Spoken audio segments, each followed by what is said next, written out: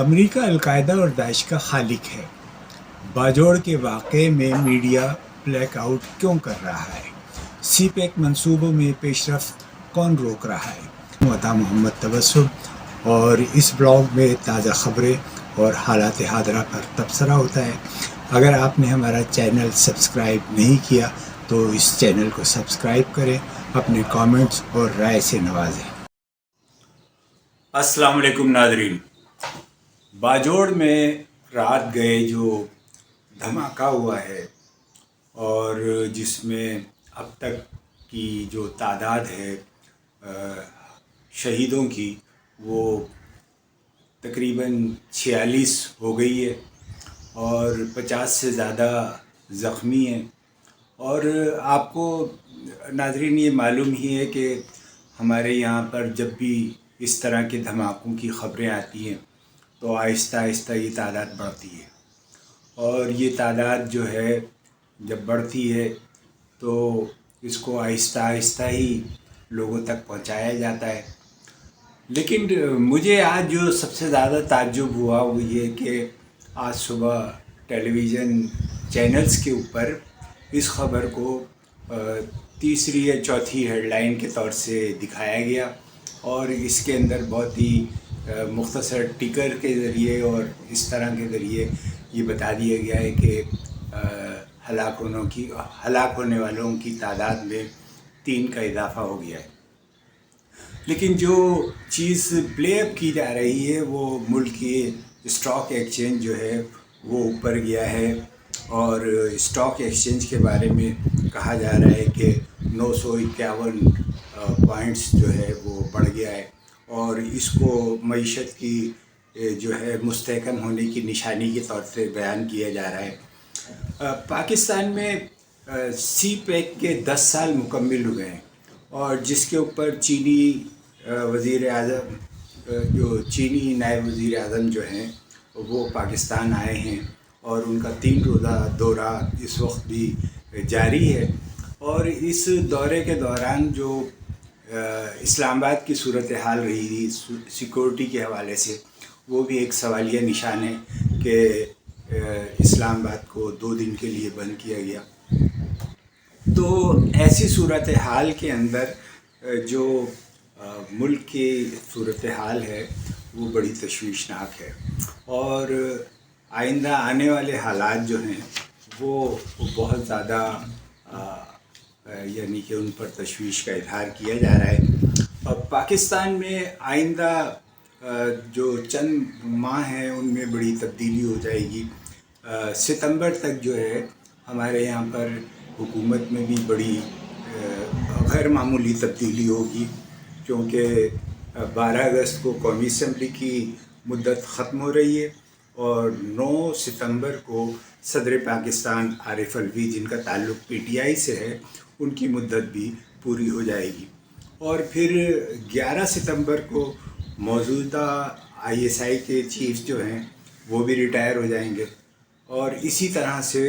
16 ستمبر کو chief justice Pakistan وہ بھی ریٹائر ہو جائیں گے۔ تو یوں سمجھیے کہ یہ تبدیلی کا عمل جو گزشتہ 5-6 ماہ پہلے شروع ہوا تھا، جس کے اندر بلکہ 1 سال پہلے جو شروع ہوا تھا وہ اس سال ستمبر میں تکمیل پذیر ہوگا، اور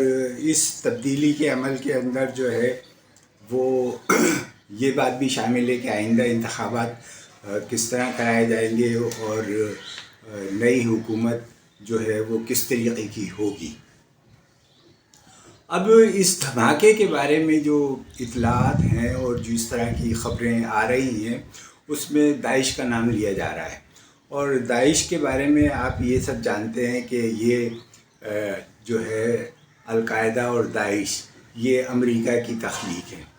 اور امریکہ جو ہے وہ اس وقت اس خطے میں پاکستان کی جو چین کی جو آمد ہے اور چین کو وہ روکنا چاہتا ہے، ایک عرصے سے روکنا چاہتا ہے۔ کوئی 10 سال ہو گئے ہمارے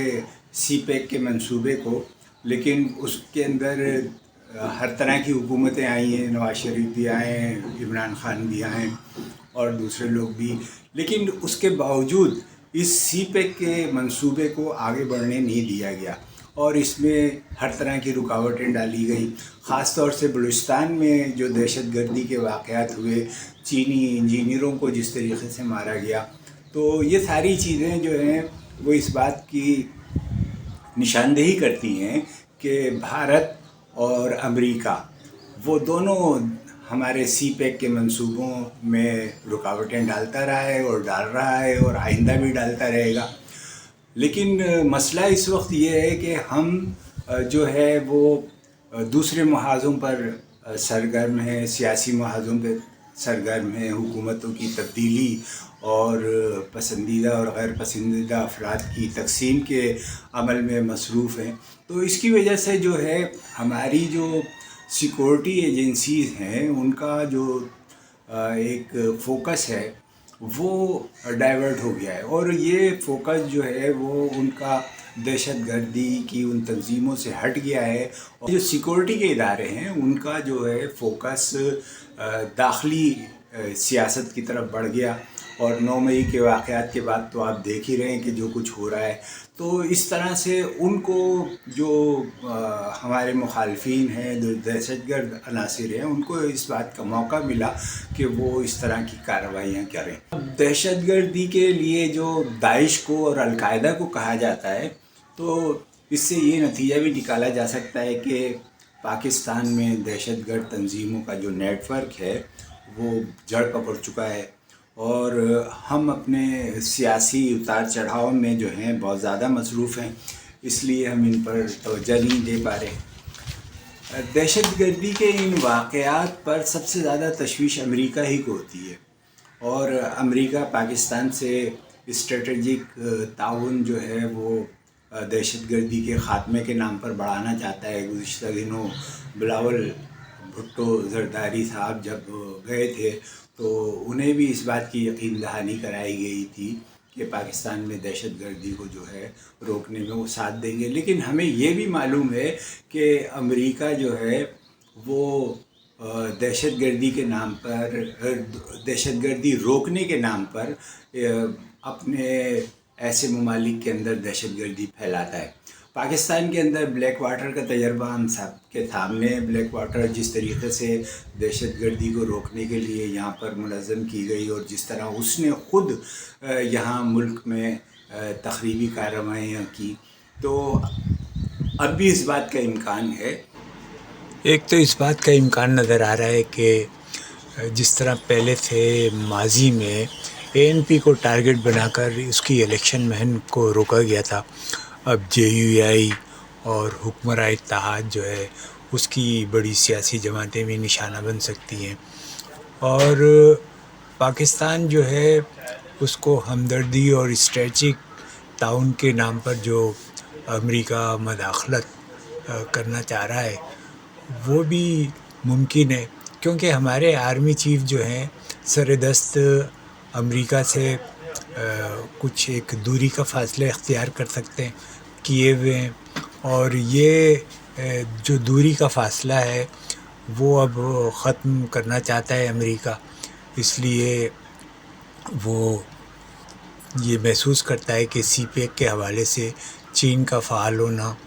اور پاکستان میں امریکی مفادات کو نقصان پہنچائے گا. تو آج کا یہ دھماکہ جو ہے، اس کے بعد یہ صورتحال جو ہے اس کے اوپر ہمیں غور کرنا چاہیے. اور اگر یہی امن و امان کی صورتحال رہی تو اس بات کا امکان ہے کہ یہ الیکشن جو ہیں